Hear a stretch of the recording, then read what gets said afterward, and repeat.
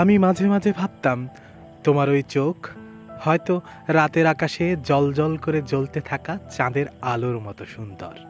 কিন্তু আজ যখন আমি এই চাঁদের আলোর দিকে তাকিয়ে, আমি সত্যি বলছি, তোমার দু চোখ এই চাঁদের আলোর চাইতেও বেশি উজ্জ্বল।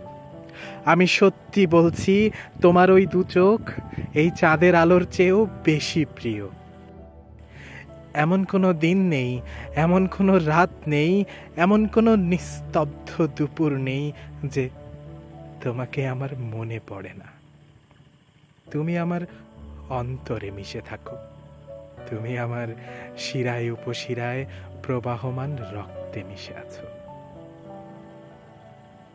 তবুও কি